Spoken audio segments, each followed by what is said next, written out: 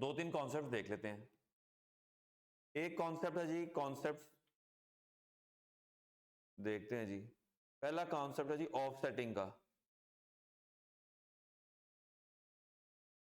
Offsetting जो होती है वो जनरली नॉट अलाउड।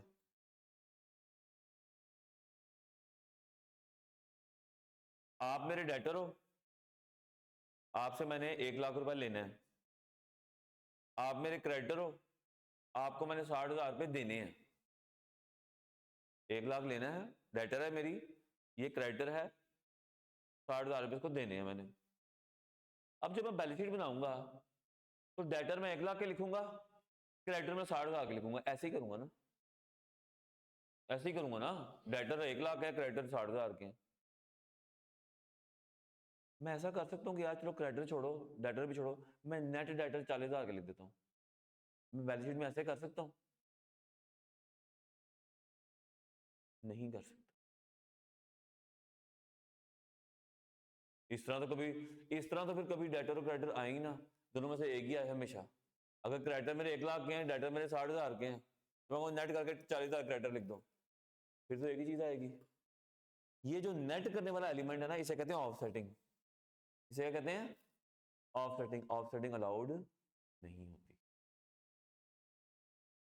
अभी एमसीक्यू आ जाइए, ऑफसेटिंग करनी है हमने जी, इससे लेने से ऑफसेट करते, आप कहेंगे यस लेना, आप कहेंगे नो। इस तरह देखो ना, फिर तो कभी इसका मतलब ये हुआ कि जब आप स्टेटमेंट ऑफ फाइनेंशियल पोजीशन बनाएंगे तो करंट एसेट्स में डेटर आते हैं, करंट लायबिलिटी में क्रेडिट, दोनों में से हमेशा एक ही आएगा फिर। लेकिन ऐसा नहीं होता। हाँ, अब एक इसको से रिवर्स करते हैं। मैंने महानूर को पढ़ाता हूं, मैंने इससे फीस रिसीवेबल है जी, 1 लाख रुपए मैंने इससे लेना है, ये मेरी डेटर हो गई।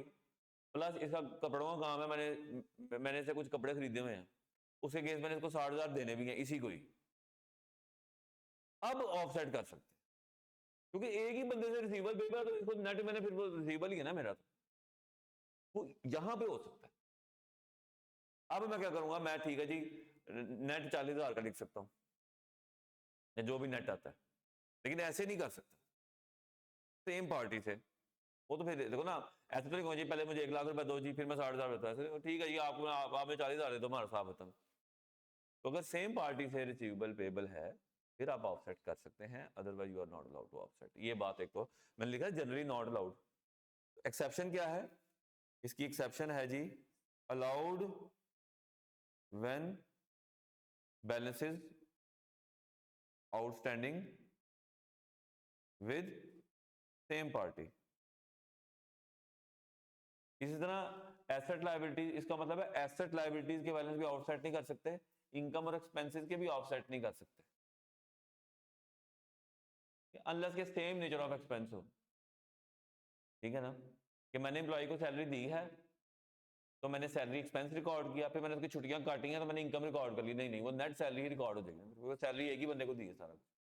इनकम एक्सपेंसेस भी ऑफसेट नहीं हो सकते।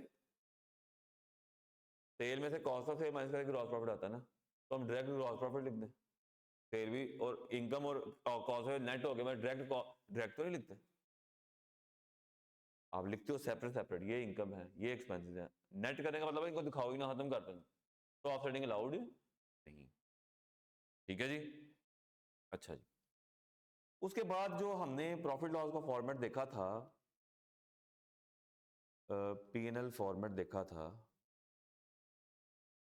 उसको अगर मैं थोड़ा समराइज करूं तो हम ऐसे कहते हैं जी, सेल्स आती हैं, मोटी मोटी फिगर लिख रहे हैं, कॉस्ट ऑफ सेल्स आती है, कैसे निकलती है आपको पता है, क्या आता है? कॉस्ट ऑफ सेल में कौन कौन से एक्सपेंसेस आते हैं? Opening stock plus purchases plus direct expenses, शाबाश, प्लस डायरेक्ट एक्सपेंसेस कौन कौन से होते हैं? जिनका ताल्लुक परचेज या प्रोडक्शन से है। कैरेज इनवर्ड आएगा? आएगा, आएगा, क्योंकि कैरेज इनवर्ड का मतलब इसका ताल्लुक ही परचेज से होता है, कि आपने कुछ गुड्स परचेज किए हैं तो साथ आपने किराया भी पे किया, तो कैरेज इनवर्ड हमेशा डायरेक्ट एक्सपेंसेस में आएगा। इसके बाद वो कहता है जी कि अगर मैन्युफैक्चरिंग कंपनी है तो इलेक्ट्रिसिटी भी आ सकती है। ठीक है, वेजेस आएंगी, वेजेस होती ही प्रोडक्शन वर्कर्स की, वेजेस होती ही प्रोडक्शन वर्कर्स के लिए। ठीक है ना।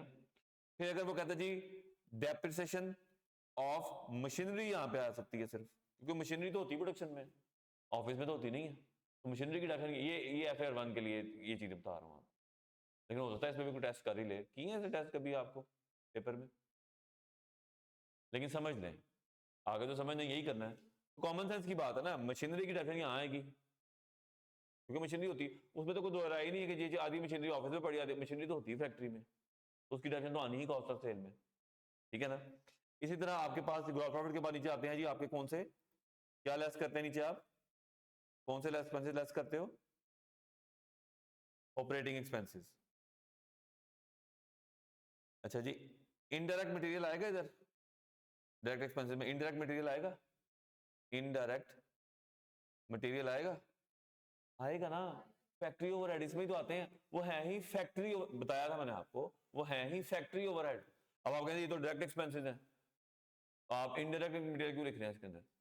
डायरेक्ट एक्सपेंसेस से मुराद क्या है, जिनका ताल्लुक प्रोडक्शन या परचेज है, तो इनडायरेक्ट मटेरियल भी प्रोडक्शन में ही जाता है, इनडायरेक्ट लेबर भी फैक्ट्री, ये फैक्ट्री ओवरहेड में आते हैं, और factory overhead is the part of cost of sale, factory overhead cost of sale का पार्ट है, इनडायरेक्ट मटेरियल है, इनडायरेक्ट लेबर है, ये सब कुछ इसमें आ सकता है अगर हो तो, समझ आ गई। अच्छा जी, उस पर लेस करेंगे जी ऑपरेटिंग एक्सपेंसेस, ऑपरेटिंग एक्सपेंस की हेडिंग आ जाएगी, ऑपरेटिंग एक्सपेंसेस में लंबी जोड़ी लिस्ट, जो एक्सपेंस कॉस्ट ऑफ सेल में नहीं है वो सारे ऑपरेटिंग एक्सपेंसेस, जैसे कि सैलरीज, जैसे कि क्या है, वेजेस ऊपर आ गई हैं, वेजेस प्रोडक्शन वर्कर की होती हैं, सैलरीज नॉर्मली जो जनरली स्टाफ की होती है, ठीक है ना। हम कहते हैं जी क्या क्या इसमें आएगा जी ऑपरेटिंग एक्सपेंसेस में, सैलरीज आ गई, मैं बताता हूं आपको अभी, रेंट आ गया, बैड डेट आ गए, दूसरी डेप्शन आ गई, स्टेशनरी आ गई, एंड सो ऑन, मतलब रिपेयर आ गई, एंड यू नेम इट, ठीक है ना। इसके बाद और क्या आएगा, क्या क्या आ सकता है, फ्यूल, फ्यूल आ गया, ट्रेवलिंग आ गई, तभी लिस्ट हो जाएगी ना, जो मर्जी एक्सपेंस डाल दो। इंटरेस्ट एक्सपेंसेस आ गए, इंटरेस्ट एक्सपेंसेस आ गए, इंश्योरेंस आ गई, इलेक्ट्रिसिटी आ गई, मैं इंटरेस्ट नहीं लिखता हूँ, ये ट्रैवलिंग आ गई थी इधर, इंश्योरेंस आ गई, इलेक्ट्रिसिटी आ गई, इंटरेस्ट एक्सपेंस आ गए, बैंक चार्जेस आ गए, एंड सो ऑन। हाँ, फिर उसके बाद एक और भी आता है जी आपकी मार्केटिंग आ गई, मार्केटिंग में तो एक्सपेंसेस आते हैं ना इधर। अच्छा अब हाँ वो क्या है जी, मार्केटिंग टाइप है ना। अच्छा फ्री सैंपल आ गए, इधर आ गए, ड्राइंग आएगी इधर, ड्राइंग, सेल रिटर्न आएगी इधर, परचेज रिटर्न है, वो सेल रिटर्न कहाँ जाएगी, हाँ सेल को सेल रिटर्न से नेट करते हैं, वो ऑफसेट किया हमने, क्योंकि सेम नेचर है, सेल की ही सेल रिटर्न है, परचेज की ही परचेज रिटर्न है, वो ऑफसेट किया,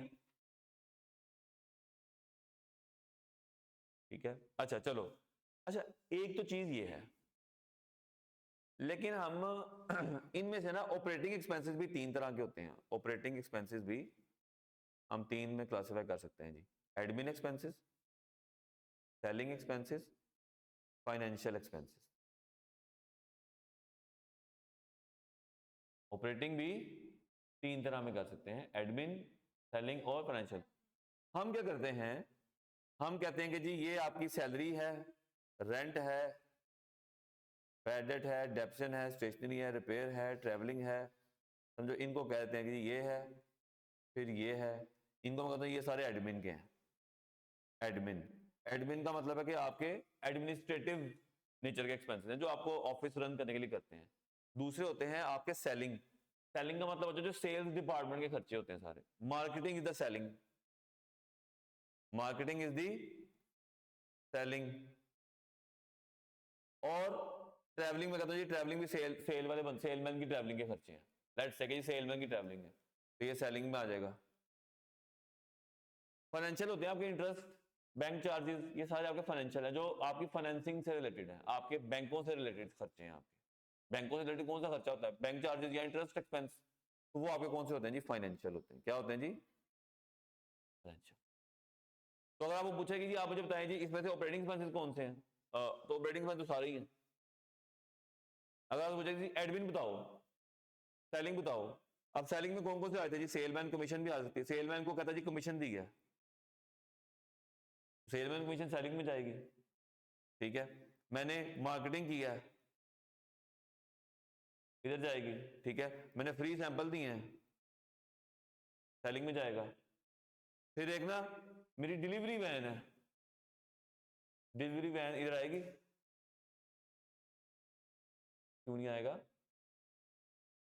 डिलीवरी वैन है मेरी एक, डिलीवरी वैन आएगी इधर। डिलीवरी वैन तो एसेट है, वो तो प्रॉफिट लॉस में आएगा नहीं, वो तो बैलेंस शीट में जाएगा ना। नाम उसका डिलीवरी वैन है तो वैन ही ना, गाड़ी है ना, तो गाड़ी आनी आएगी। हाँ डिलीवरी वैन की डेप्शन इधर आएगी। डिलीवरी वैन किस लिए इस्तेमाल होती है? गुड्स की डिलीवरी के लिए, कैरिज आउटवर्ड, सेल करने के लिए।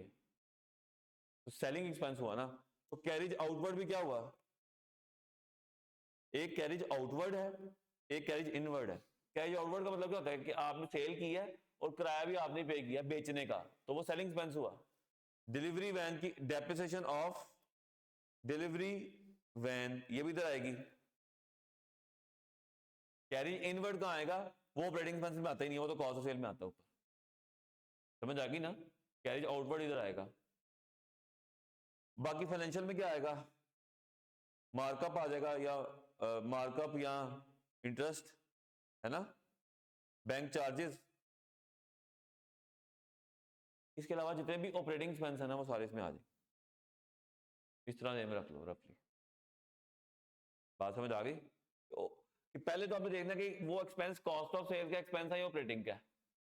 एक्सपेंसेस पहले आपने देखने हैं कि जी वो कॉस्ट ऑफ सेल्स का है, डायरेक्ट एक्सपेंस में आता है, यहाँ ऑपरेटिंग का है। ऑपरेटिंग में जब आ जाएगा देखना जी एडमिन है, सेलिंग है और फाइनेंशियल है। अब एक चीज वेजेस है, तो आप पूछेंगे वेजेस सेलिंग है, एडमिन है या फाइनेंशियल है? वेजेस। तो वेजेस पहले ऑपरेटिंग एक्सपेंस में आता ही नहीं, तो इधर क्यों आएगा?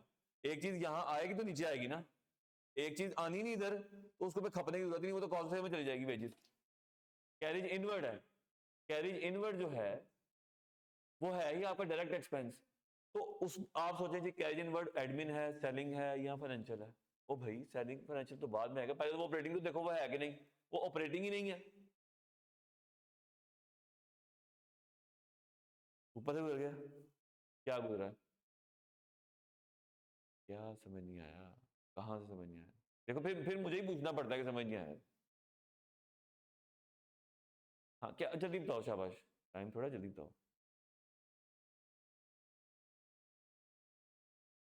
चलो जी, ऑफ सेटिंग से शुरू करें। ये वाला देखो, कुछ डायरेक्ट एक्सपेंसेस होते हैं, वो तो आपको पता है ना, जिनका ताल्लुक परचेज या प्रोडक्शन से। उसके अलावा जितने खर्चे होते हैं वो उनको क्या बोलते हैं? Operating expense. जैसे मैंने ये लिखा, ये भी ऑपरेटिंग, ये सारे एक्सपेंसेस हैं। अब इनको ग्रुप कर देंगे हम। कह जाएगा जी मुझे बताओ जी एडमिन एक्सपेंसेस कितने हैं इसमें से, तो आप इनकी फिगरों को जमा करके एडमिन एक्सपेंस लिख दोगे। मुझे बताओ मार्केटिंग एक्सपेंस, सेलिंग एक्सपेंस कितने हैं, तो आप इन फिगर को जमा करके जो अगर लिखी हुई है तो सेलिंग एक्सपेंस बन जाएंगे। फाइनेंशियल में होते ही दो हैं नॉर्मली, बैंक चार्जेस और मार्कअप, ठीक है। तो वो बस ग्रुप भी कर रहे हैं आपने, समझ आ गई? आगे चलें जी, अब सवाल शुरू करें।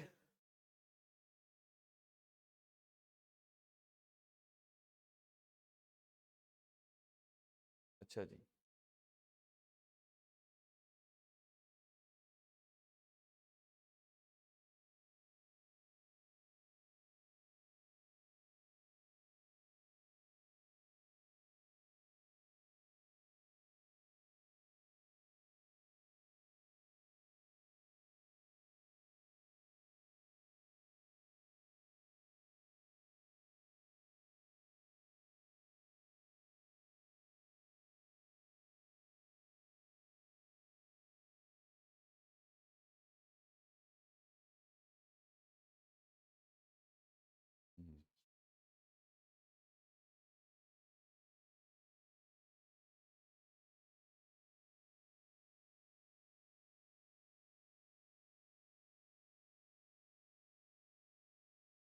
अच्छा जी, ये जो डिस्काउंट अलाउड है ये क्या है?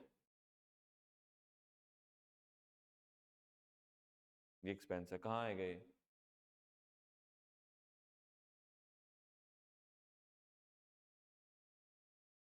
नहीं, डायरेक्ट तो नहीं हो सकता।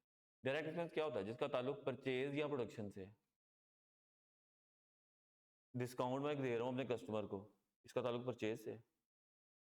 परचेज से है, प्रोडक्शन से है, नहीं ना है तो फिर डायरेक्ट तो निकल गया ना इधर से। दिमाग में एक बात रख लो, कॉस्ट ऑफ सेल में कौन सा एक्सपेंस आएगा जिसका ताल्लुक परचेज या वेजेस जो लेबर की होती है उसका ताल्लुक प्रोडक्शन से होता है। कैरिज इनवर्ड किराया पे किया आपने परचेज करते वक्त, परचेज से ताल्लुक है उसका। मशीनरी की डेप्शन परचेज प्रोडक्शन से ताल्लुक है उसका। तो ये सेलिंग एक्सपेंसेस में कर सकते हैं इसको, सेलिंग एक्सपेंसेस में कर सकते हैं इसको। और अगर इसको करना चाहें तो सेल से भी माइनस कर, जैसे सेल में सेल रिटर्न माइनस करते हैं ना, तो डिस्काउंट अलाउड भी माइनस कर सकते हैं, क्योंकि सेल करते वक्त डिस्काउंट दे रहे होते हैं ना आप, तो नेट कर दें आप उसको। सेल में से भी माइनस कर सकते हैं, बल्कि सेल में ही करेंगे हम डिस्काउंट अलाउड को माइनस अभी। ठीक है, अच्छा जी चले जी, अब हम इसको इस सवाल को शुरू करते हैं। अच्छा जी, हम बनाते हैं सबसे पहले जी। अच्छा जी, ये एक ट्राई बैलेंस दिया हुआ आपको जी, मैं जरा पढ़ देता हूँ ट्राई बैलेंस को ना। वेजेस एंड सैलरीज, अब चूंकि वेजेस सैलरीज इकट्ठा लिखा हुआ है तो हम इसको जो है वो ले लेते हैं किसी में भी, किस में ले लें इसको? ऑपरेटिंग एक्सपेंस में ले लेते हैं इसको, ठीक है ना। ऑफिस एक्सपेंसेस भी हम ऑपरेटिंग एक्सपेंसेस में ले लेंगे इसको। ड्राइंग हम, ये तो ड्राइंग कहाँ आ जाएगी? कैपिटल में से माइनस हो जाएगी।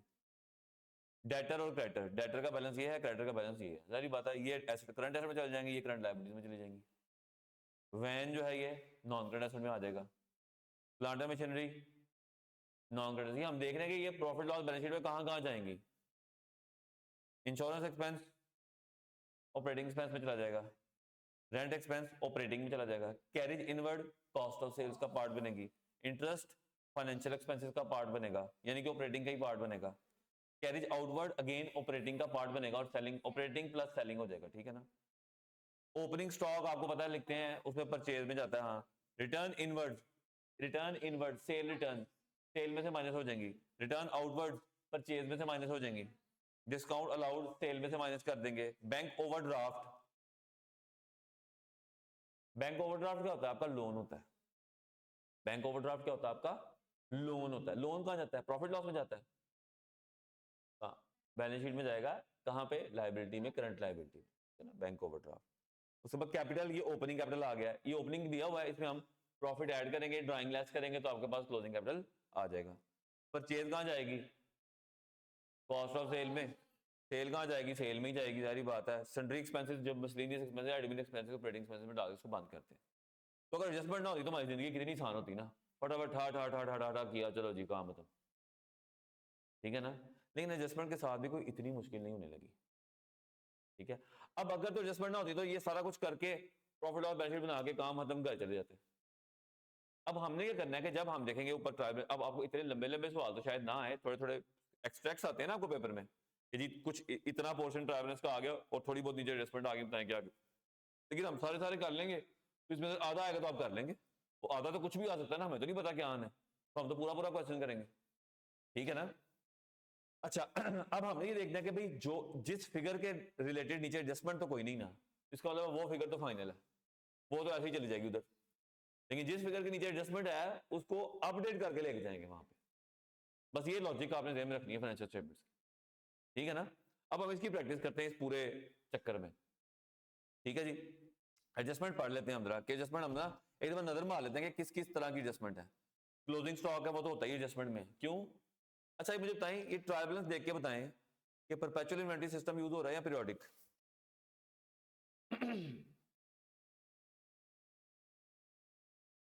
अब आप कहेंगे यहां तो बताया ही नहीं हुआ, कैसे कैसे पीरियोडिक यूज हो रहा है, कैसे पता चला साथ साथ रिकॉर्ड नहीं की? ये भी एक पॉइंट है जी, क्लोजिंग स्टॉक एडजस्टमेंट में दिया हुआ है, ये भी पॉइंट है। इससे बड़ा पॉइंट क्या है? यहां पे परचेज का लेजर बना हुआ है, परपेचुअल में परचेज का लेजर ही नहीं बनता, परपेचुअल में कॉस्ट ऑफ सेल का लेजर बनता है, पढ़ा था ना इन्वेंट्री में। क्यों मरियम, ऐसे ही है ना तुम्हारी में बेहतरी आनी शुरू हुई है थोड़ी सी, मुझे लगा आपके आंसर में कुछ बेहतरी आ रही है, पढ़ रहे हो घर जाके, थोड़ा थोड़ा लग रहा है मुझे, ठीक है। तो ये कैसे पता चलेगा ट्रायल बैलेंस में कि अगर कॉस्ट ऑफ सेल नहीं दी हुई, परचेज दी हुई है, तो ये पीरियोडिक यूज हो रहा है। इन परपेचुअल में क्लोजिंग स्टॉक ट्रायल बैलेंस के अंदर दिया होता है, क्योंकि उसका लेजर बन रहा होता है, यहाँ पे ट्रायल बैलेंस के अंदर क्लोजिंग स्टॉक है ही नहीं। ठीक है, तो ये पीरियोडिक है। अच्छा, यानी कि इसका मतलब अगर मैं स्टॉक की ड्राइंग करूंगा तो मैं एंट्री क्या करूंगा, drawing to,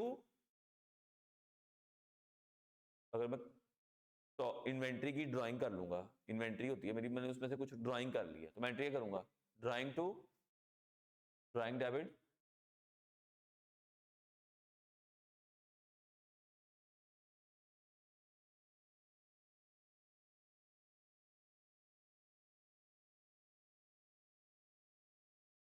drawing to purchases बताया हुआ है पीरियोडिक पढ़ाते वक्त, हमने कहा था कि अगर आप इन्वेंट्री की ड्राइंग कर लेंगे, इन्वेंट्री को फ्री सैंपल दे देंगे, इन्वेंट्री को चैरिटी में दे देंगे, तो drawing to purchases, free sample to purchases, charity to purchases याद नहीं है। इसी तरह जब आप परपेचुअल में इन्वेंट्री ड्रॉ करते हैं तो drawing to inventory, free sample to inventory, charity to inventory, ठीक है ना। अच्छा चलो, क्लोजिंग स्टॉक की एडजस्टमेंट दी हुई है। अच्छा, बैड डेट रिकवर्ड हुए हैं, कल तुमने देखा था बैड डेट हुए तो क्या एंट्री करते हैं, bad debt to debtor, bad debt recover हो जाए तो, बैड डेट अगर रिकवर हो जाए तो कैश टू बैड डेट नहीं, cash to bad debt recovered एक नया लेजर बनेगा, और वो लेजर क्या है आपकी, अदर इनकम होती है वो आपकी, उसका उन तीन लेजर से कोई ताल्लुक नहीं है। एक बात में रख लो, तो कल तीन लेजर बनाए थे ना हमने, debtors, provision for doubtful dates और बैड डेट। जब बैड डेट की रिकवरी होती है ना, उसका उन तीन लेजर से कोई ताल्लुक नहीं है, कैश डेबिट होगा, अदर इनकम क्रेडिट हो जाएगी। अदर इनकम का नाम क्या रखेंगे, बैड डेट रिकवर्ड, कुछ भी रख लो, कैश डेबिट और अदर इनकम, क्योंकि बैड डेट रिकवर्ड का मतलब एक बैड डेट है जो बैड डेट हो गया, एक्सपेंस हो गया, सब कुछ हो गया, अब कल को वो मुझे मिल जाते हैं तो वो तो मेरी अदर इनकम होगी ना फिर, क्योंकि वो तो मैं एक्सपेंस कर चुका हूं, वो तो मेरा डेटर है ही नहीं है। अब तो मुझे समझ आ गई बात, मैंने मानूर से पैसे लेने थे, मानूर जो है ना पैसे लेके भाग गई, तो मैंने एंट्री कर ली बैड डेट डेबिट और डेटर क्रेडिट, मैंने कहा अब तो गई। फिर मानूर को 3 दिन बाद ख्याल आया कि नहीं वो ना रोजे हैं, तो यार ऐसे ही मतलब पैसे सर को वापस कर आते हैं, फिर अब वहां खुद ही आई सर ये पैसे आप, मैंने कहा मैं तो खर्चा कर बैठा हुआ था, अब ये जो पैसे इनका मैं क्या करूँ, तो ये मेरी अदर इनकम होगी, ठीक है ना। तो वो आपकी अदर इनकम है, उसका उन तीन लेजर से कोई ताल्लुक नहीं, उसकी एंट्री क्या हो जाएगी, लिख लो cash debit bad debt recovered credit, और वो आपकी क्या है, अदर इनकम। चलो, तो एक तो ये बैड डेट वाली एंट्री होगी। अच्छा, फिर कहते जी allowance for doubtful debts, allowance for doubtful debt का मतलब क्या होता है, प्रोविजन फॉर डाउटफुल डेट्स कितनी रखनी है हमने, 4000, ओपनिंग और ऊपर अगर ओपनिंग होगी तो ठीक है, नहीं होगी तो जो क्लोजिंग है वो उसकी एंट्री डल जाएगी। अगर ऊपर ओपनिंग 1000 होगी तो 4000 चाहिए, तो 3000 की एंट्री कर लेंगे, और अगर ऊपर ओपनिंग ट्रायल बैलेंस में कुछ भी नहीं है तो जो 4000 होगा वो उसकी एंट्री हो जाएगी, ओपनिंग 0 हो जाएगा ना फिर, ठीक है। उसके बाद जी, अच्छा जी, एक ये एडजस्टमेंट क्या कहता है, in books of Shanje Mr Lukman has debit balance of, debit balance का मतलब क्या है, लुकमान का डेबिट बैलेंस है, मतलब लुकमान से 3000 लेने हैं, and the credit balance of 2000 as well, और उसे 2000 देने भी हैं, तो Shanje decided to adjust the balance, adjust का मतलब है ऑफसेट करना, कर सकते हैं ना ऑफसेट, इसमें कर सकते हैं कि नहीं कर सकते, करेंगे, यानी कि डेटर्स में 3000 आ रहा होगा, क्रेडिटर्स में 2000 आ रहा होगा। अब नेट करने से कैसे नेट करेंगे, डेटर्स को कितने से कम करें, डेटर्स में 3000 आ रहा है लुकमान का बैलेंस, क्रेडिटर में ऑलरेडी 2000 का बैलेंस, दोनों जगह खड़ा हुआ बैलेंस, शानजे ने कहा कि हम इसको नेट कर लेते हैं, नेट करने के लिए मुझे डेटर कितने से कम करने पड़ेंगे, क्रेडिटर कितने से कम करने पड़ेंगे, दोनों जगह,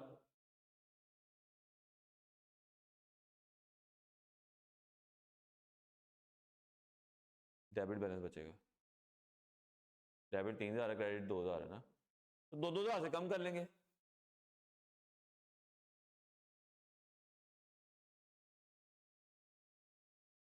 आप मिस्टर लुकमान तो नहीं कह सकते, अब आप मिस्टर मिस लाइबा हो, ठीक है ना। आपसे मैंने 3000 लेने हैं और आपको मैंने 2000 देने हैं। अब मैं चाहता हूं कि आपका बैलेंस 1000 बच जाए, तो मुझे रिसीवेबल भी 2000, आपका बैलेंस रिसीवेबल में 1000 बच जाए और पेबल में 0 हो जाए, ऐसे ही होगा ना। मैं इसको ऐसे कर लेता हूं कि ये जो लुकमान है इससे मैं 3000 लेने हैं और लुकमान से 2000 उसको पे करने हैं। अब मैं कितना कितना माइनस करूं कि ये 0 हो जाए और ये 1000 बच जाए, तो 2000 ही करूंगा। 2000 इधर से माइनस कर लो, 2000 इधर से माइनस कर लो, तो बस ये आंसर आ गया आपके पास। माइनस तो 2000 से करोगे ना, बचाना 1000 है ना, 1000 से करोगे तो वो तो ऑफसेट तो नहीं हो पाएगा ना, फिर तो छोटी वाली अमाउंट से ऑफसेट करते हैं हम। नहीं समझ आई?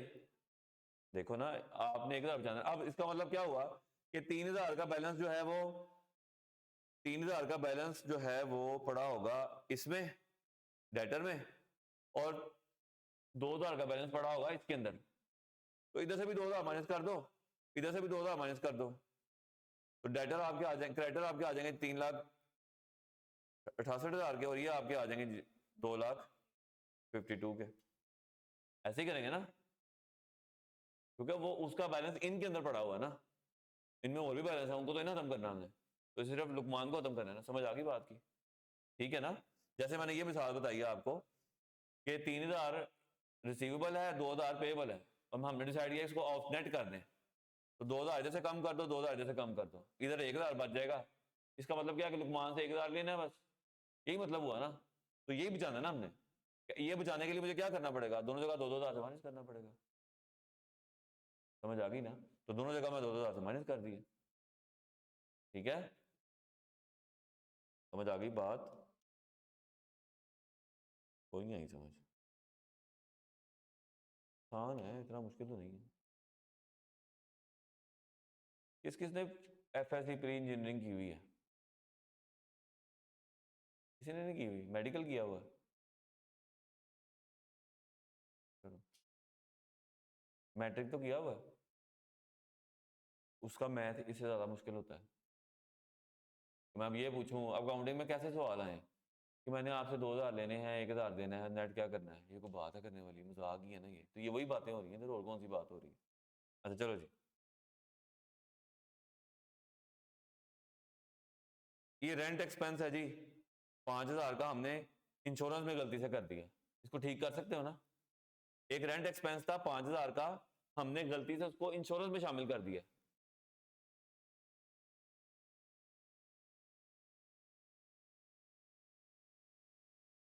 डेबिट बैलेंस का मतलब क्या होता है? लेना है, लेना है। 3000 लेना था, 2000 देना था।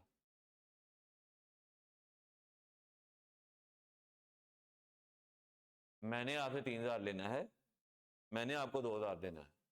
तो यार ये लेना देना खत्म करो, मुझे नेट 1000 दे दो, यही होगा ना। नेट 1000 चाहिए, मैंने कुछ नहीं देना आपको, मैंने पेएबल 0 करूं और रिसीवेबल 1000 करूं। कैसे करूंगा? 2-2 हजार माइनस करके करूंगा, ठीक है ना। हाँ बताओ, रेक्टिफाइंग एंट्री क्या होगी इसकी? Insurance, rent expense for 5000 was wrongly debited to insurance account. हमने रेंट एक्सपेंस किया था लेकिन हमने गलती से उसको इंश्योरेंस में रिकॉर्ड कर दिया, तो अब क्या करेंगे? इंश्योरेंस को क्रेडिट कर देंगे और रेंट को डेबिट कर देंगे, बस यही करेंगे ना। रेंट को डेबिट, इंश्योरेंस, रेंट 5000 से बढ़ा देंगे, इंश्योरेंस 5000 से कम कर देंगे। ऊपर ट्रायल्स में रेंट भी आ रहा होगा, इंश्योरेंस भी आ रही होगी, ठीक है ना। कहीं ना कहीं, कहां पे? कहीं ना कहीं ये रेंट एक्सपेंस 60,000 आ रहा है, ये 65 हो जाएगा, और इंश्योरेंस किधर आ रही है? ये 48 आ रही है, तो ये 43 हो जाएगी, बस बात खत्म। और वो उठा के आप लिख देंगे कहाँ? प्रॉफिट लॉस जिधर भी लेके जाना है, कोई मुश्किल काम तो नहीं है। उसके बाद आगे कहता है, ये चेक, ये बड़ी इंटरेस्टिंग एंट्री है, इसके बारे में बताता हूँ। मुझे ये बताएं, Shanje made advance payment of 50,000 against machinery. Machinery की मैंने क्या की है? Advance payment, and debited to plant and machinery account. क्या ये इसने ठीक किया? हमने मशीनरी की एडवांस पेमेंट की, हमने एंट्री कर दी मशीनरी डेबिट कैश क्रेडिट 50,000 से, ठीक किया।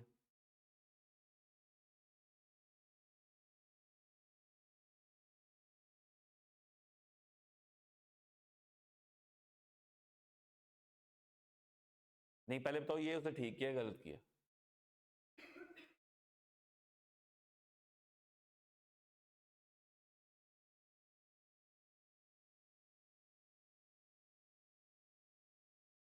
याद आया वो मैंने आपको बताया था रिकॉग्निशन वाला, पहले एडवांस, पहले ऑर्डर दिया, फिर एडवांस पेमेंट दी, फिर ये हुआ, फिर वो हुआ, फिर ये हुआ।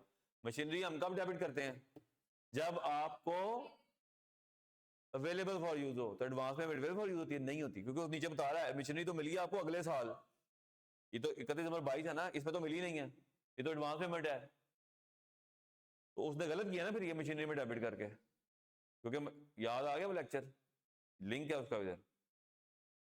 तो उसने क्या किया है, हमने करना था एडवांस को डेबिट, हमने कर दिया है मशीनरी को डेबिट। तो अब रेक्टिफाइंग क्या करेंगे, मशीनरी को वापस क्रेडिट करो और एडवांस को डेबिट करो। तो यानी कि मशीनरी जितनी भी ऊपर आ रही है इतने की, उसमें से 50,000 माइनस कर लो, क्योंकि इसमें शामिल हो गई हुई है ना वो। और इसमें एडवांस का लेजर नहीं है तो नया खोल लो, नया ले आओ, ठीक है ना। तो ये कोई मुश्किल एडजस्टमेंट। और फिर depreciation is to be charge, depreciation अभी होने वाली रहती है, तो वो जैसे कल सीखा था हमने डेप्शन का, वही काम इसमें भी करना है। 10% है रिड्यूसिंग मेथड में, तो इनकी एक्यूमुलेशन भी दी होगी हमें, एक्यूमुलेशन दी हुई है, एक्यूमुलेशन नहीं दी हुई। अगर एक्यूमुलेशन नहीं दी होगी तो हम यही समझेंगे कि यही ये नेट करके लिख दिया इसने बैलेंस, यही नेटबुक वैल्यू है। अगर एक्यूमुलेशन नहीं दी हुई तो हम समझेंगे यही नेटबुक वैल्यू, कि उसने एसेट और एक्यूमुलेशन नेट करके ट्रायबल में दे दिया। अदरवाइज एक्यूमुलेशन सेपरेट दी होती और मशीनरी सेपरेट दी होती, इसका मतलब मशीनरी की कॉस्ट दी हुई है, एक्यूमुलेशन सेपरेट है। अगर एक्यूमुलेशन सेपरेट नहीं दी हुई, इसका मतलब मशीनरी की नेटबुक वैल्यू दी हुई है, ये भी याद रखना है आपने। बात फॉलो करके, ठीक है। अब नेटबुक इसी पे रेट लग जाएगा, कब बात तो। लेकिन डेप्शन पहले एडजस्टमेंट करके करनी है, क्योंकि मशीनरी में जो गलत बैलेंस है उनको पहले सही करें, फिर डेप्शन कैलकुलेट करें। ये ना हो कि मशीनरी की बैलेंस गलत है उसमें डेप्शन कैलकुलेट कर ले, वो डेप्शन भी तो गलत आ जाएगी ना, डेप्शन भी तो गलत आ जाएगी ना। करूंगा भी सवाल को, आप तो ऐसे हो जाना सवाल है, ठीक है ना, करते हैं इसको। अच्छा ये तो कॉन्सेप्ट वाला पेपर है, ये तो मैं आपको शेयर कर दूंगा, इसको इसके सामने शेयर कर लें, चलो इसके सामने ही सॉल्व कर लेते हैं, तो आगे पीछे खुद ही कर लेंगे, ठीक है जी। अच्छा सबसे पहले हम क्या करते हैं जी, प्रॉफिट लॉस बनाऊंगा। सबसे पहले आएगी जी सेल्स, सेल्स कैसे आएंगी जी, इधर मैं रखता हूँ जी रुपीज, इधर ऐसे भी। अच्छा जी, सेल्स कैसे आएंगी, कैलकुलेशन जो है ना मैं ग्रीन पेन से करूंगा कैलकुलेशन। सेल कितनी आ रही है जी, सेल 957,000, 957,000 में से हमने सेल रिटर्न माइनस करनी, नजर आई ना, सेल रिटर्न इधर है, ये वाली है 16,000, ठीक है। और ये डिस्काउंट लॉट माइनस करते हैं 20,000, ठीक है जी। 16,000 और तो कितनी आ जाएगी जी, 921,000। ये मैं ऊपर ऊपर ही करता जा रहा हूं ताकि ये कैलकुलेशन जो है ना आपको समझ आ जाए कैसे आए। अच्छा जी, सेल में से ये आपने लिखना नहीं है, वैसे हम लिखते नहीं है इसको, ये वैसे आपको समझाने के लिए लिख रहा हूँ ब्रैकेट में जो क्या क्या चीजें जमा हो रही। इसका मतलब हमने कौन कौन चीज, सेल की कोई एडजस्टमेंट भी नहीं थी नीचे, नहीं थी ना, ये भी देख लेना है कि कुछ चीजें तो यहाँ प्लस माइनस होनी है, कुछ चीजें एडजस्टमेंट में करके फिर होना। अब इसमें कुछ नहीं था, सेल में हमने पढ़ लिया ना पहले ही हमने एडजस्टमेंट सारी, सेल का कुछ नहीं था, इसलिए हमारी ट्रायल बैलेंस में इस फिगर से भी जान छूट गई और इस फिगर से भी जान छूट गई और इस फिगर से भी जान छूट गई। अब इनको हम दोबारा शायद ना देखें, ठीक है जी। उसके बाद हम सेल में से लेस क्या करते हैं,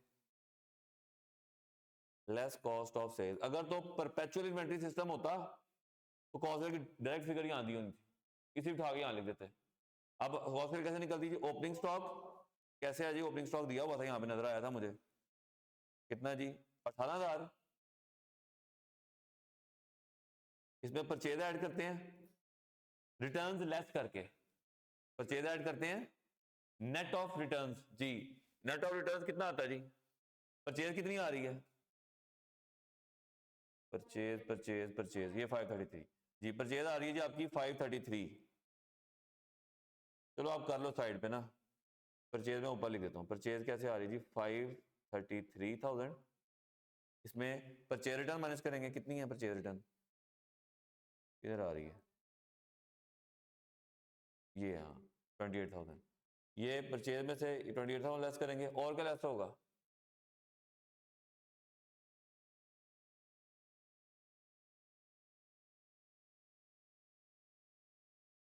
हाँ कितनी आ जाएगी, यही है बस, तो कितनी आ जाएगी 505,000। अच्छा इसमें हम टिक कर लेते हैं ना सारे, एक कौन सा हो गया हमारा परचेज, परचेज ही गायब होती है। अच्छा ये है परचेज, और दूसरा कौन सा किया हमने, रिटर्न आउटवर्ड, ये कर लिया, ठीक है जी। उसके बाद इसमें हम ऐड करते हैं डायरेक्ट एक्सपेंसेस, कोई है इसमें डायरेक्ट एक्सपेंसेस, शाबाश शाबाश, कैरेज इनवर्ड, कैरेज इनवर्ड है ना, ये कैरेज इनवर्ड 15,000 का कैरेज इनवर्ड 15,000। और कोई है डायरेक्ट एक्सपेंसेस, वेजेस हो गया खाली, वेजेस है इकट्ठा लिखा हुआ, हम नीचे ले जाएंगे, उसको कोई मसला नहीं है, ठीक है ना। और अगर वेजेस ज्यादा होता, सैलरी ज्यादा होता ना, फिर वेजेस ले जाते, सैलरी नीचे ले जाते, ठीक है। अब इकट्ठा लिखा हुआ तो फिर ले जाओ, उसको नीचे ले जाओ बेशक। अच्छा जी, और बस, ठीक है ना, चलो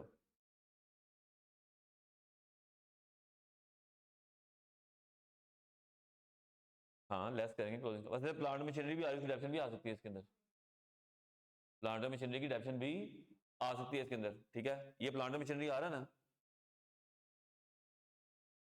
इसकी डेप्शन, लेकिन वो अभी चलो वो नीचे लिख देते हैं हम, फिलहाल अभी उसको हम करने के लिए चलिए। अच्छा लेस करेंगे क्या, क्लोजिंग स्टॉक जी, क्लोजिंग स्टॉक कितना है, कहां दिया हुआ क्लोजिंग स्टॉक, ये दिया हुआ है। क्लोजिंग स्टॉक जो था वो 12,000 का था, इसमें शामिल है डैमेज स्टॉक जिसकी कॉस्ट 4,000 थी, जो कि 3, इसमें से 4,000 का स्टॉक ऐसा है जो 3,000 का बिकेगा, होगी ना वही बात। क्लोजिंग स्टॉक कितना लिखूं मैं, इसमें से 4,000 का स्टॉक ऐसा है जो कि सिर्फ 3,000 का बिकेगा, तो कितना स्टॉक लिखूं मैं ऊपर, 11,000 का लिख देंगे। अभी थोड़ी देर पहले यही बताया था ना, 1 लाख का स्टॉक है, 30,000 उसकी, 1 लाख में 30,000 का स्टॉक है था, जिसके अंदर भी 25,000, तो फिर 95 का किया था ना, तो एक 12,000 का स्टॉक है, इसके अंदर शामिल है 4,000 का स्टॉक, इट इंक्लूड्स 4,000 का ऐसा स्टॉक है जिसकी मालियत कितनी है, सिर्फ 3,000 है। तो 12,000 में 4,000 निकाल दो, 3,000 ऐड कर दो, यही हो गया ना, 12,000 में से 4,000 निकाल दो, 3,000 ऐड कर दो, तो 11,000 ही हो गया ना।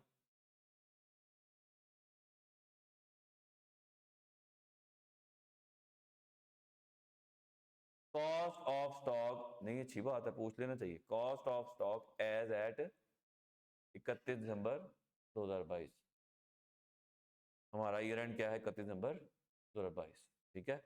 हमने बनानी क्या है 31 दिसंबर 2022 की प्रॉफिट लॉस, और स्टेटमेंट ऑफ फाइनेंशियल पोजीशन भी 2022 का, और इसने लिखा भी हुआ है कि ये क्लोजिंग स्टॉक है हमारा, ठीक है जी।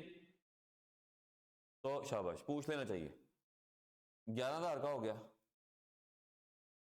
ठीक है जी। अब इनको करें जरा प्लस माइनस,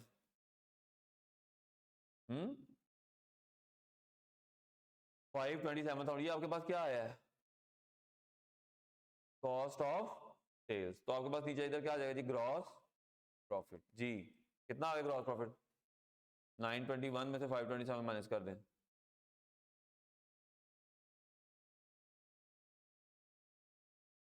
इसमें से हम लेस करेंगे क्या,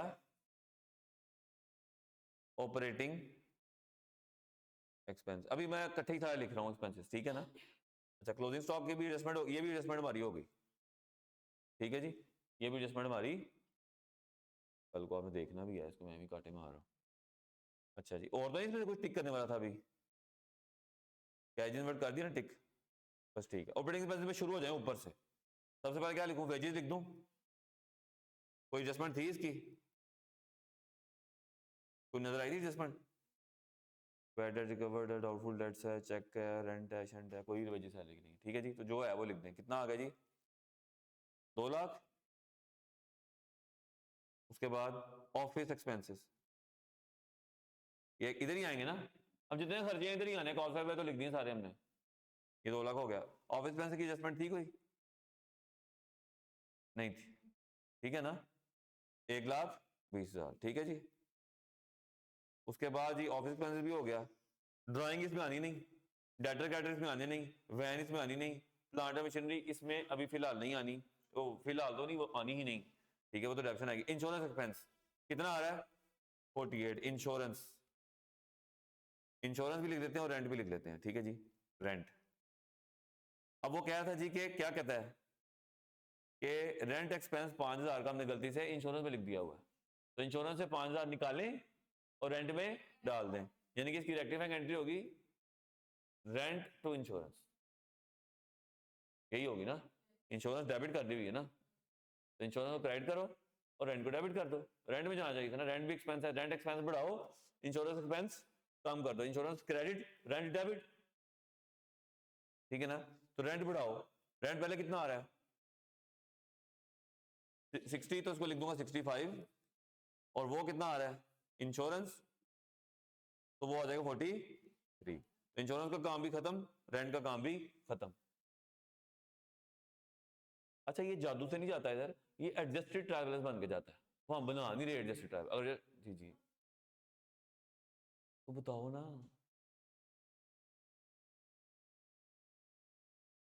अच्छा चलो, तो क्या करेंगे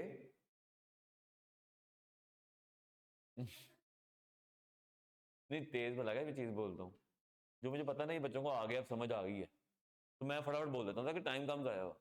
जहां मैं पता है अच्छा जी, ये जैसे मैंने ऊपर अभी स्टॉक का बताया था आपको कि जी 12,000 का स्टॉक था, इसमें से 2-3 बार रिपीट किया मैंने इसको, ठीक है। लेकिन जो होता है मुझे पता है, बच्चों को पता ही है, ठीक है चलो फटाफट करें, लेकिन जहां पे रोकना मुझे रोक लेना आप, ठीक है ना।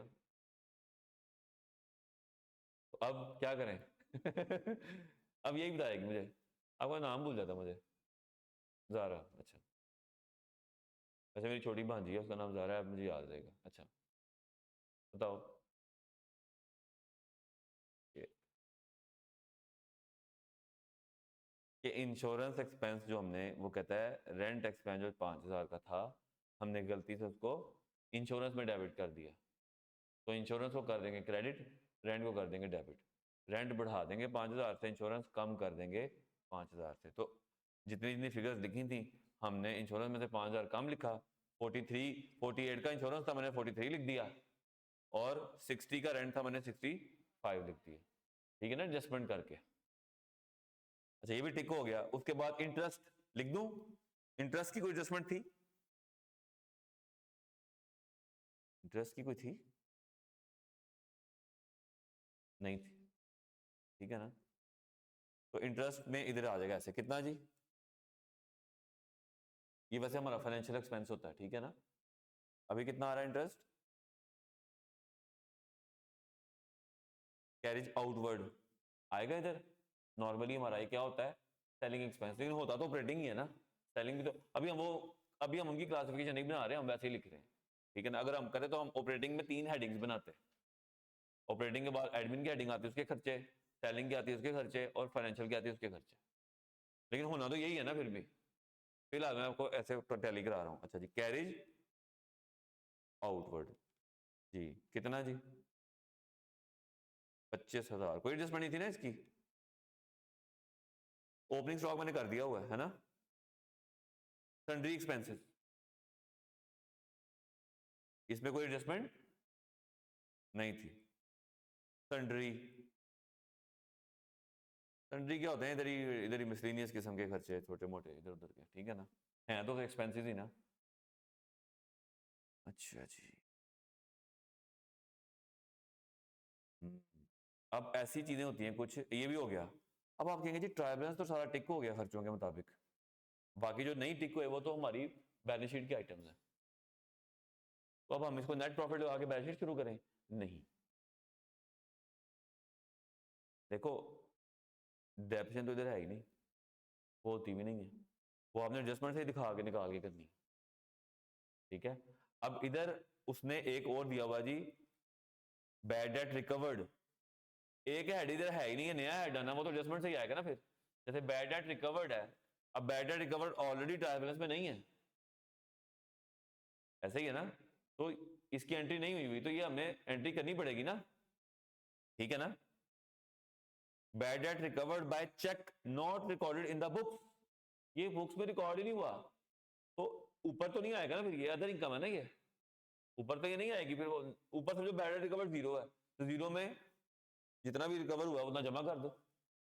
इसी तरह डेप्रिसिएशन ऊपर तो कहीं नहीं आ रही पहली दफा, तो इसका मतलब ये नहीं कि ये टिक हो गए एक्सपेंसेस, तो आपने एडजस्टमेंट में भी देख लेना कोई ऐसी एडजस्टमेंट है कि जिसका ऊपर ट्रायल बैलेंस के अंदर कोई जिक्र नहीं है लेकिन एडजस्टमेंट है, उसकी वजह से नया हेड खुलना है, जैसे डेप्रिसिएशन एक्सपेंस है ना, तो उसकी वजह से नया हेड खुलना, ऊपर ट्रायल बैलेंस में तो हेड है ही नहीं है, ठीक है। तो एक हमें डेप्रिसिएशन नजर आ रही है जो हमने एक्सपेंस नहीं लिखा, और एक हमें डाउटफुल डेट्स नजर आ रहे हैं जिसका हमने वो नहीं लिखा, ऐसे ही है। अच्छा जी, पहले हम कर लेते हैं डाउटफुल डेट्स। कहता जी प्रोविजन कैलकुलेट करें, किधर है जी डाउटफुल डेट्स, ये decided to make allowance for doubtful debts 4000, यानी कि 4000 का प्रोविजन क्रिएट करनी है, पहले से नहीं हुई थी। तो आपको जो मैंने सिखाया था, वैसे तो बड़ा आसान है, आपको जो मैंने सिखाया था वो क्या सिखाया था, क्या हमें बनानी है बैलेंसेस, डेटर का बैलेंस, वो तो प्रोविजन तो खुद बता दिए ना, प्रोविजन का बैलेंस और बैड डेट का बैलेंस, ठीक है जी, ठीक है। अब एक चीज से हम दो शिकार करेंगे, तो डेटर को भी ठीक कर लेंगे, अगर डेटर की कोई एडजस्टमेंट है तो वो भी इसमें कर लेंगे। अच्छा जी, डेटर का बैलेंस कितना आ रहा है 254, तो डेटर का बैलेंस ट्रायल बैलेंस में कितना आ रहा है, वो टाइम बिंग ओपनिंग में लिखेंगे 254, अगर इसमें कोई एडजस्टमेंट नहीं होगी तो क्लोजिंग भी यही आ जाएगा। प्रोविजन का ओपनिंग नहीं आ रहा, बैड डेट का कोई बैलेंस ऊपर ओपनिंग नहीं होता, लेकिन अगर कोई बैलेंस आ रहा तो वो उठा के लिखना है इसके अंदर हमने, वो नहीं है ऊपर कहीं बैड नहीं ना है, कल वाली बात ही कर रहा हूं मैं, आज वाली बात नहीं कर रहा। उसके बाद हम कहेंगे कि जी अच्छा जी डेटर में कोई एडजस्टमेंट है मजीद, तो है, कौन सी थी, ये लुकमान वाली, कि 2000 हमने डेटर में से भी कम करना है, 2000 हमने क्रेडिटर में से भी कम करना है, तो 2000 डेटर में से कम कर दो, तो ये हमारा जी ये हो जाएगा जी, क्रेडिटर के साथ हमने इसको नेट कर दिया 2000 से। अब आपके डेटर कितने बन गए 250, अब परसेंटेज, उसने अगर परसेंटेज दी होती तो हम इस पे लगाते, अब उसने परसेंटेज दी होती, सीधी सीधी अमाउंट दे दी है, कितनी 4000, तो 4000 हम क्या करेंगे जी क्लोजिंग में रख देंगे, कितना जी, ओपनिंग कितना है 0, क्लोजिंग कितना है, एंट्री कितने ही करेंगे 4000 की, एंट्री क्या करेंगे bad debt debit provision credit, तो यहाँ बैड डेट आ जाएगा कितने से जी 4000 से, और प्रोविजन में इधर आ जाएगा बैड डेट कितने से जी, प्रोविजन में कितना 4000। अब इसको बैलेंस कर लें, बैलेंस कैसे करेंगे, इधर प्रॉफिट लॉस में कितना चला जाएगा जी, इसको इस लेजर को बैलेंस करेंगे तो वो प्रॉफिट लॉस में चला जाएगा, और बैलेंस शीट में क्या जाएगा, इसमें से ये माइनस, तो बैलेंस शीट में चले जाएंगे हमारे पास कितना 248,000, और प्रॉफिट लॉस में चला जाएगा 4000 पीएनएल में, ऐसा ही है ना। अच्छा, तो हम प्रॉफिट लॉस ही बना रहे हैं ना ऊपर, तो प्रॉफिट लॉस में चला जाएगा, तो इधर आ जाएगा जी बैड डेट एक्सपेंसेस, ठीक है जी, bad and doubtful debts expenses कितने जी 4000, आ गए, तो आ गए। अब हमने बैलेंस शीट का काम भी करके रख लिया, बैलेंस शीट का काम कैसे किया है कि आपने इसको क्लोज करने से पहले देखना कि डेटर के अपने अकाउंट में कोई एडजस्टमेंट तो नहीं है, तो है ही नहीं एडजस्टमेंट, मैंने वो भी कर दी इसमें, फिर जो क्लोजिंग बैलेंस बचा उस पर रेट लगाना है, अगर एडजस्टमेंट ना होती तो ये 254 नहीं आ जाता, अब रेट तो गिवन नहीं है, अच्छी बात हो तो सीधी अमाउंट दे दिया आपको, तो ठीक है अमाउंट को 4000 में लिखो, ओपनिंग 0 था, कर आगे खत्म, कितना आसान हो गया ना, ऐसे ही है ना। अब एक हेड रह गया इधर एक्सपेंसेस में लिखने वाला, कौन सा, एक्सपेंसेस में लिखने वाला एक रह गया है, क्या डेप्रिसिएशन। अब डेप्रिसिएशन कितनी आएगी, डेप्रिसिएशन कहता है जी 10% रिड्यूसिंग बैलेंस मेथड, किस किस पे डेप्रिसिएशन आएगी, किस किस पे आएगी डेप्रिसिएशन, और बस, हाँ और बस इन दोनों पे डेप्रिसिएशन आएगी ना, और तो कोई नहीं ना एसेट ऐसा जिस पे डेप्रिसिएशन आती हो, वैन कितनी है 542 और प्लांट मशीनरी कितनी है 542 452, कितना कंफ्यूजिंग है। अच्छा जी वैन कितनी है जी, वैन कितनी है जी 542 था और ये नेटबुक वैल्यू ही है क्योंकि कंप्यूटेशन नहीं है। और मशीनरी कितनी है 452, इस पे 10% ही आ जाएगा तो 54,200। और मशीनरी में एक एडजस्टमेंट भी है,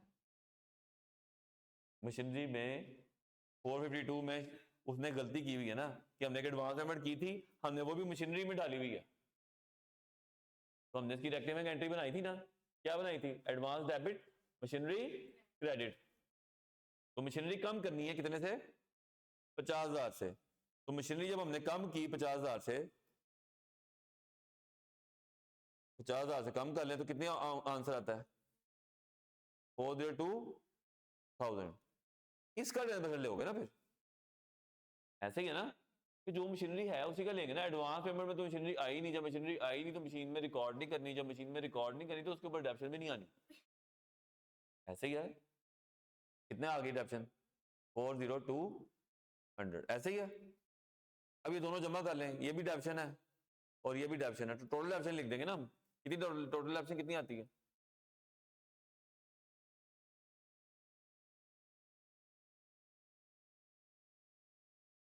हाँ जी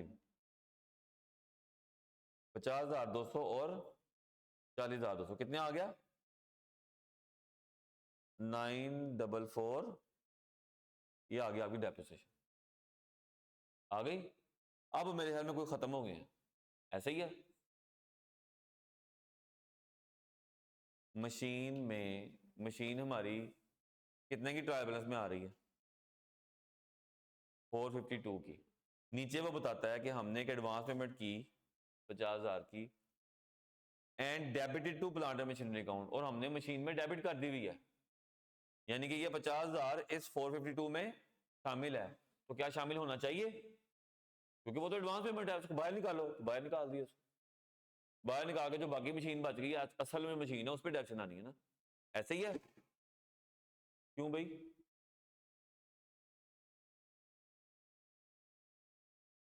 मेरे नाम में बोलने लगता हूँ किसी का, फिर मेरे नाम हो जाता है, फिर मेरे दिमाग में मरियम आ जाता है, फिर मैं कहता हूँ पता नहीं यही ना मरियम हो वही ना हो। वैसे कितनी मरियम है क्लास में, कौन कौन है भला बताओ, मुझे रिवाइज करवाओ, रिवाइज करवाओ। एक वो मरियम है, एक वो मरियम है, और वो कौन है। अच्छा समझ आ गई मुझे, याद आ गया, याद आ गया। अच्छा जी अब ये सारे एक्सपेंसेस जो है ना आपके ऑपरेटिंग एक्सपेंसेस का जमा करो जरा, ऑपरेटिंग एक्सपेंसेस का जमा करो।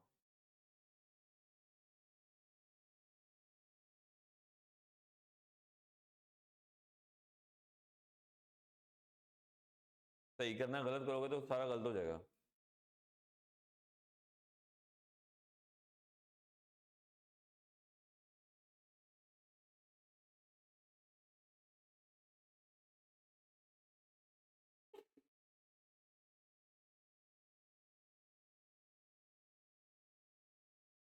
जी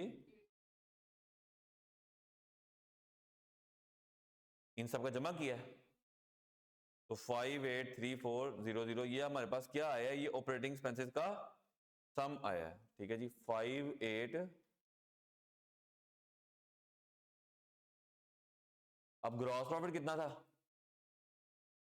उसमें से ये एक्सपेंसेस लेस करें तो आपके पास तो लॉस आ गया ना फिर, है ना। करो माइनस,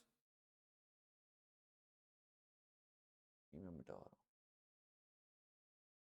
जी, ये आपके पास आ गया जी 189।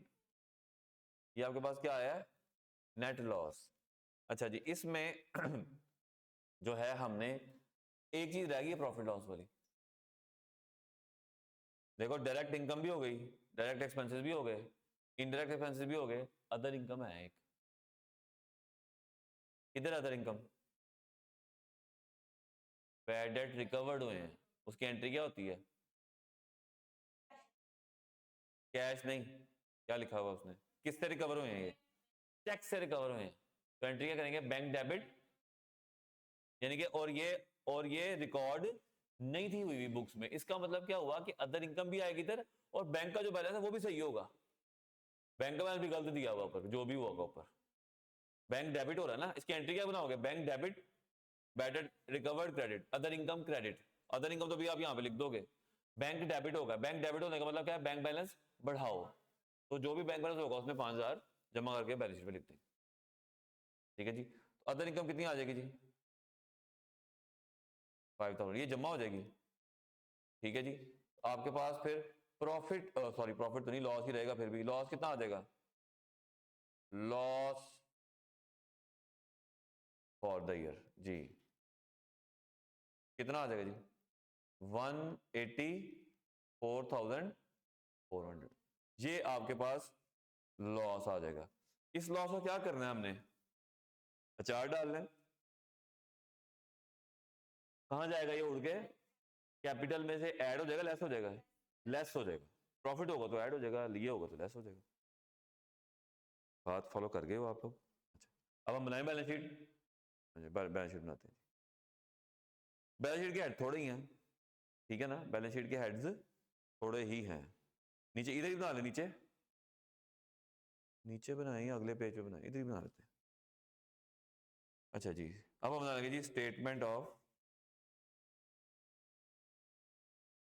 Financial position. एसेट्स आ जाएंगे, नॉन करंट एसेट्स आ जाएंगे। उसमें सबसे पहले हमारे पास एक वैन थी और एक प्लांट एंड मशीनरी थी, ऐसे ही है ना, इधर रुपीज आ जाएगा। अच्छा जी, वैन की अमाउंट कितनी आएगी, 54 माइनस यही आएगा ना, नेटबुक वैल्यू आनी है ना इसमें, इतनी तो डेप्शन कर दिया हमने। कितनी आएगी वैन, 487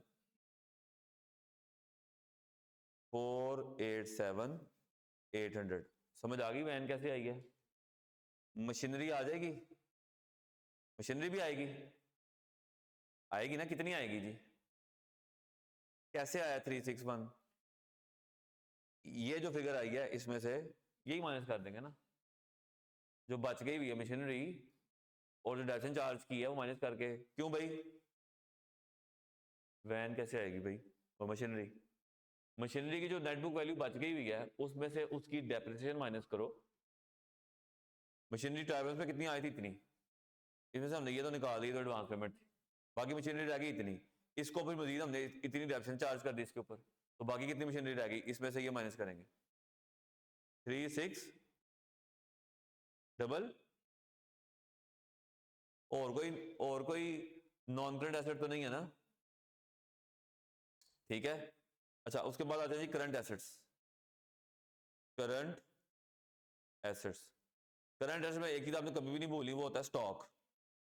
सबसे पहले आपने क्या लिखना है, स्टॉक, क्योंकि स्टॉक आपको ट्रायल्स में नहीं दिया होता, वो भूल सकते हो आप लोग, इसलिए करंट एसेट में सबसे पहले आपने स्टॉक लिखना है। कितना स्टॉक है आपका, ये आ रहा था ना एडजस्टमेंट में, बल्कि आपने तो लिखा भी था स्टॉक 11,000, जो यहां लिखा है ना आपने, वही उठा के यहां लिखना है। ठीक है, आ गया। अच्छा, और कौन सा, अब आप ऊपर से शुरू होते हैं, ऊपर से शुरू होते हैं। वेजेस सैलरीज तो नहीं है, ड्राइंग अभी इसका काम नहीं है। डेटर, अब डेटर हमारा करंट एसेट है ना, और डेटर का बैलेंस हमने निकाल के रखा हुआ नीचे, कितना बैलेंस आना है, मैंने कहा था बैलेंस शीट में डेटर कितने जाएंगे, इसमें से ये माइनस निकाल के रखा हुआ हमने, कितना 248। शाबाश, हमने आसान हो गया ना काम अब, यानी कि ये दिया हुआ ट्राई में आपको, पहले एडजस्टमेंट की, फिर बैलेंस निकाला, फिर ये वाली वर्किंग की, इसमें से ये माइनस करके यही लिखते हैं ना कि ये जाएगा बैलेंस शीट में, यही लिखते हैं ना हम, तो यही लेके जाएंगे ना बैलेंस शीट में। कितना जी, 248, शाबाश 248। ओ भाई 240, इसमें वो कॉन्ट्रा एंट्री भी हो गई है कि जी वो रिसीवेबल पेबल वाली, वो भी इसमें शामिल होगी भी, कर ली है। हाँ, लाइबिलिटीज में हमने 2000 माइनस करना है अभी, इसमें हो गया हुआ। ठीक है जी, 248। अच्छा, उसके बाद और क्या है जी, ऊपर से शुरू होते हैं जरा, ये भी हो गई एंट्री, इसकी भी हो गई, वैन भी लिख दी हमने, ये भी लिख दी हमने, ये भी खत्म हो गया है ना। ड्राइंग ही रह गया है।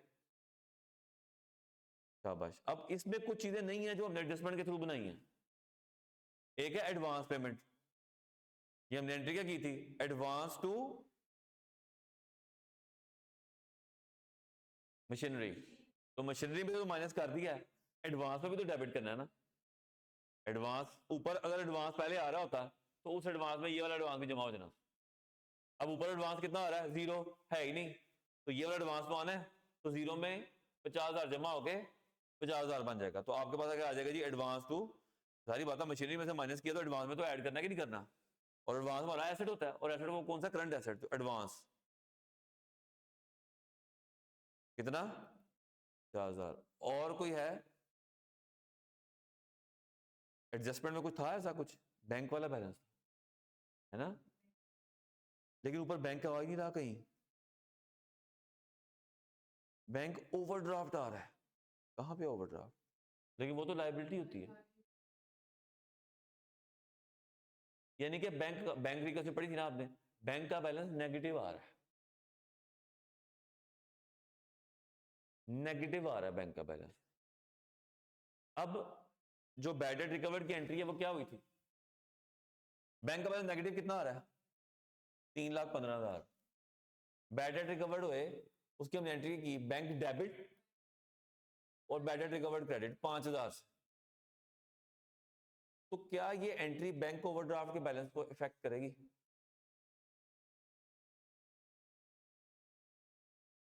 बैंक ओवरड्राफ्ट का मतलब होता है नेगेटिव बैंक। बैंक डेबिट होने का मतलब, बैंक ओवरड्राफ्ट का मतलब क्या, ये क्रेडिट बैलेंस है। अब हमने बैंक डेबिट करना है, तो बैंक ओवरड्राफ्ट का बैलेंस कितना बन जाएगा फिर बैंक डेबिट करने से, बताएं। 3,10,000 या 3,20,000? क्योंकि आप बैंक में पैसे डाल रहे हो, ये नेगेटिव बैलेंस है, तो लायबिलिटी कम हो जाएगी। हाँ, अगर ये बैंक का बैलेंस डेबिट साइड पे आ रहा होता, 3,15,000 बैंक बैलेंस लिखा होता, तो 5,000 डेबिट करे तो वो 3,20,000 हो जाना। अब ये क्या होगा, 3,15 की बजाय, क्योंकि बैंक नेगेटिव है, बैंक ओवरड्राफ्ट का होता है नेगेटिव बैंक। नेगेटिव बैंक में 5,000 पॉजिटिव डालोगे तो नेगेटिव थोड़ा सा कम हो जाएगा, तो 3,10 पे आ जाएगा, क्योंकि क्रेडिट बैलेंस है ना। क्रेडिट बैलेंस में डेबिट और डालोगे तो क्रेडिट थोड़ा कम हो जाएगा, ये क्रेडिट बैलेंस है, 3,15,000 का क्रेडिट बैलेंस है। इसमें जब आप डेबिट डालोगे तो क्रेडिट थोड़ा कम हो गया, क्रेडिट बढ़ जाएगा, क्योंकि आप क्या एंट्री आप क्या बना रहे हो, bank debit, other bank debit कर रहे हो। अभी ये बैंक का क्रेडिट बैलेंस खड़ा हुआ है, तो क्रेडिट बैलेंस के अंदर जब आप डेबिट डालोगे तो क्रेडिट थोड़ा कम हो जाएगा ना। हाँ, अगर ये पहले ही डेबिट होता, उसमें मजीद डेबिट डालते तो बढ़ जाना था। फॉलो कर रहे हो बात आप? ठीक है, अब ऐसी एडजस्टमेंट कोई आगे भी आएगी तो आप कर सकते हो। हाँ, लेकिन अगर वो कहता है जी मैंने एक पेमेंट रिकॉर्ड नहीं की, अच्छा इसको रिवर्स करते हैं, इसको चेंज करते हैं। अगर वो कहता है जी मैंने एक सप्लायर को पेमेंट की थी, मैंने रिकॉर्ड नहीं की, अगर हम सप्लायर की पेमेंट रिकॉर्ड करते हैं चेक के थ्रू, तो क्या एंट्री करते हैं, सप्लायर डेबिट, बैंक क्रेडिट। अब ऑलरेडी बैंक में 3,15,000 क्रेडिट आ रहा है, उसमें मजीद क्रेडिट मार रहे हैं हम, तो वो 3,15 से 3,20 हो जाना। समझ आ गई बात की?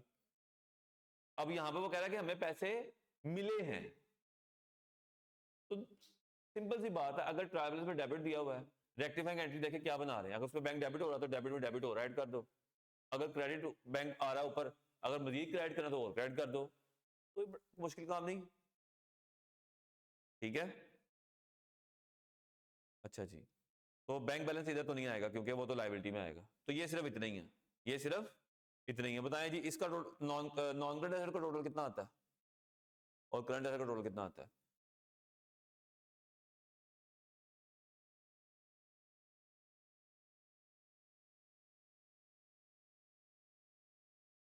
जी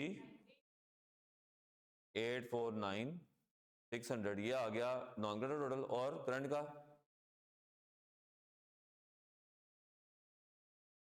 ये करंट का आ गया। ठीक है जी, ये नॉन करंट का आ गया और ये करंट का आ गया। तो टोटल एसेट्स कितने हो गए आपके पास? हाँ, इन दोनों को जमा करोगे ना, उन सबको तो नहीं जमा कर दोगे ना। 1608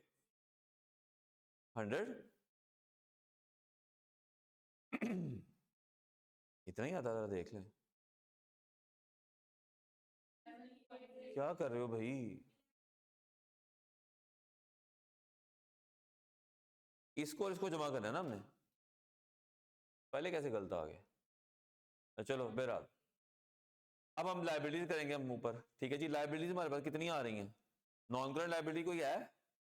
नॉन करंट लाइबिलिटी कोई है? कोई लॉन्ग रन में नॉर्मली ना बैंक लोन ही आते हैं, वो कोई है नहीं था। करंट लाइबिलिटी में अच्छा क्या बचा हुआ है? ये बचा हुआ है, बैंक ओवरड्राफ्ट बचा हुआ है और क्रेडिटर बचे, ये दो हैं। ये भी लाइबिलिटी है, ये भी लाइबिलिटी, ऐसे ही है। क्रेडिटर में एक एडजस्टमेंट थी, वो 2000 माइनस करना है उसमें, क्रेडिटर कितने आ जाएंगे? 368 के, और इसमें भी एडजस्टमेंट आई थी एक, ये कितना आ जाएगा? 3,10,000, ठीक है ना। तो क्या आएगा जी? करंट लायबिलिटी, क्रेडिटर कितने आ गए जी? 3, और बैंक ओवरड्राफ्ट है ना, कितना आ गया? पता चल गया ना 310 कैसे आया है? 315 में से वो माइनस हुआ है, और यहां पर 368, और कोई था इसकी? यही है लाइबिलिटीज, है ना। टोटल लाइबिलिटीज कितनी आ गई? इसमें ऐड क्या करते हैं? कैपिटल, है ना। कैपिटल कैसे आता है? इसकी हम वर्किंग कर लेते हैं साइड पे। कैपिटल कैसे आता है? ओपनिंग कैपिटल में प्रॉफिट ऐड करें या लॉस लेस करें। कैपिटल कैसे आता है, जरा उसकी वर्किंग कर लेते हैं नीचे, कैपिटल की वर्किंग कर लेते हैं इधर। अच्छा भाई, ओपनिंग कैपिटल कितना है जी? ओपनिंग कैपिटल हमारे पास आ रहा है, ये आ रहा है ओपनिंग कैपिटल, लिखा हुआ ना 1 जनवरी का कैपिटल 6,80,000, 6,80,000 इधर आ गया। 6,80,000 में लॉस आ रहा था हमारे पास कितना? 184400, ठीक है ना। तो 6,80,000 में लॉस लेस किया कितना? 184400, और ड्राइंग भी ऊपर आ रही थी, है ना। ड्राइंग कितनी आ रही थी? ये टिक नहीं हुआ हुआ 15,000, है ना। ये 15,000 टिक नहीं था हुआ, ये भी हो गया, ये भी हो गया, ये भी हो गया। अच्छा जी, 15,000 आ गई ड्राइंग, ड्राइंग लेस हो गई, तो आपके पास क्लोजिंग आ गया। क्लोजिंग कितना आ गया? 480। अगर पेपर में कैलकुलेटर खराब हो गया, हमें सारा कुछ आता हुआ, तो फिर भी मसला हो जाएगा, है ना। 480,600, तो 480,600 इधर आ गया। कैपिटल और लाइबिलिटी जमा करें तो कितना आता है? लो जी, बराबर हो गया। एसेट बराबर हैं लाइबिलिटीज और कैपिटल के। हाँ जी, कुछ पता पल्ले पड़ा है कुछ? मैकेनिज्म क्या है एडजस्टमेंट्स करने का? अगर एडजस्टमेंट ना होती तो वो तो सिर्फ ट्राइबल से फिगर पकड़ी, था उधर, था इधर, ये चलो जी जान छुट गई। वो तो 5 मिनट में सवाल खत्म हो जाना।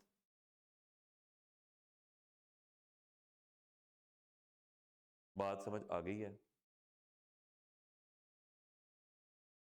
अब देखो इसमें चीजें रिवाइज भी होती हैं साथ साथ। डाउटफुल डेट्स, अभी इसमें अक्रूवल प्रीपेमेंट की एडजस्टमेंट नहीं थी है, इसमें अभी स्टॉक की खतरनाक एडजस्टमेंट नहीं थी है।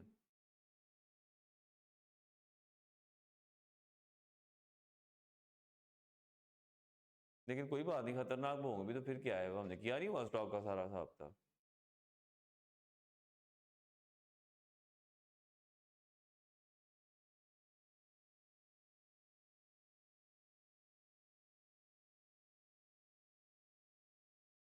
जी,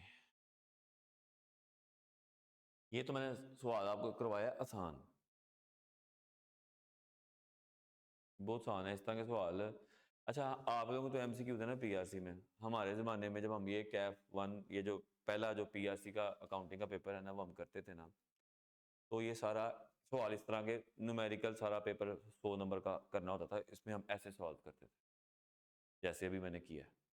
और सारी बात है, इस क्वेश्चन को थोड़ा सी शक्ल इसकी थोड़ी सी और डरावनी कर लो तो उस तरह का सवाल पेपर में आता था, फिर हम कर रहे होते थे। अब आपके आने हैं चूंकि एमसीक्यूज, तो इस सवाल का जो छोटा सा हिस्सा आएगा बताएंगे जी क्या, थोड़े से एमसीक्यूज करते हैं ताकि आपका देखें भला आपको उसमें आपने, अच्छा नहीं एमसीक्यूज भी आ सकते हैं इसमें ना, सेपरेट क्वेश्चन 20 मार्क्स का आता है तो उसमें आपने फिगरें उसके फॉर्मेट में पुट करनी होती है ना, हर फिगर का अपना एक नंबर होता है बेसिकली। ठीक है, मैं आपको दिखा देता हूं कि कैसे वो करेगा। ये हमने सारे क्वेश्चन करने हैं, मैं बताऊंगा आपको।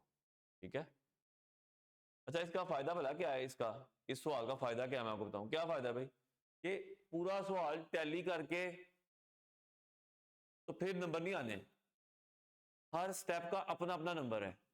अगर एक फिगर गलत हो जाएगी तो ठीक है, बाकी सही है तो उनके नंबर मिल जाएंगे। एक एडजस्टमेंट समझ नहीं आई, उससे गलत हो गया तो कोई बात नहीं, पेपर फेल तो नहीं हो जाएगा ना, लेकिन आपने मैक्सिमम फिगरें सही करनी है। अच्छा मैं आपको ना इसी सवाल को दिखाता हूं जरा, ये देखें, ये मैंने सवाल आपको दिया, यही सवाल दिया ना हमने अभी, ये एडजस्टमेंट आ गई, पेपर में ऐसे आएगा,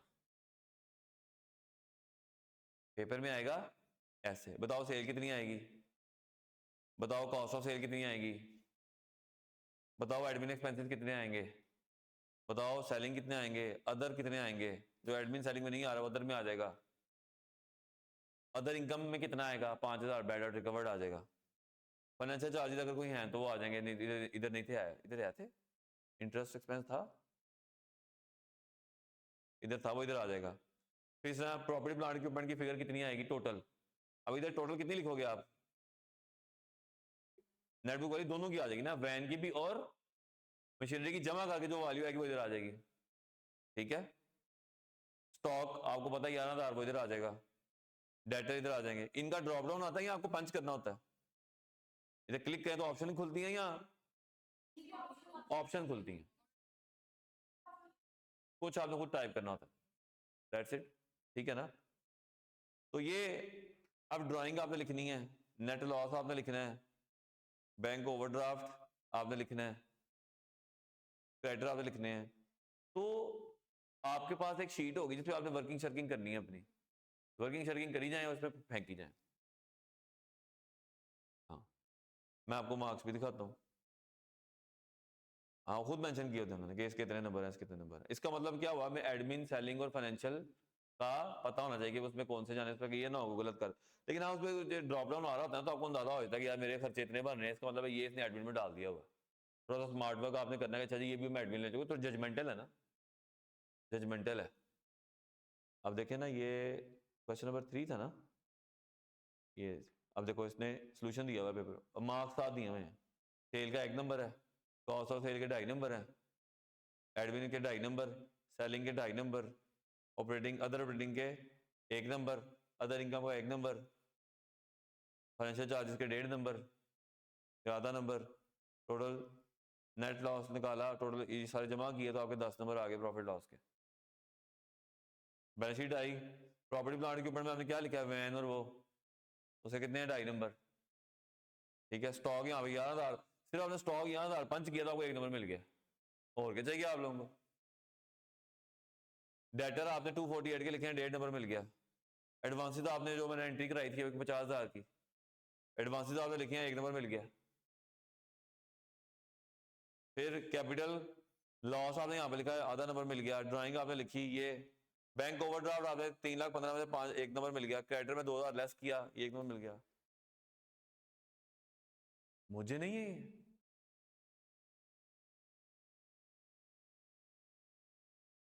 ओहो, तो कंप्यूटर पे कहाँ बनानी पड़ेगी आपको, बनानी कैफ 1 में पड़ेगी, ये जो कैफ 1 कर ये बनाना उसमें पड़ेगा, ऐसे उधर ये काम करने पड़ेंगे हमें। अब इसके जो सवाल है ना बुक में, अब मेरा टारगेट ये है, कितने सवाल आ रहे हैं, 20 सवाल हैं इसके। ये कितने सवाल आ गए हैं जी, ये आखिरी सवाल है 20, ये 20 के 20 करने हैं हमने, चाहे कुछ आधे इधर करें और हम इसको पुट करना सीखेंगे इसके अंदर।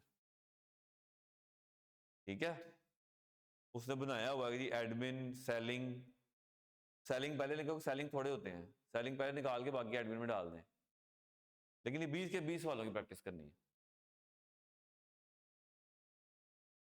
ठीक है। तो ये कितने नंबर का आता है सवाल? 20 नंबर का।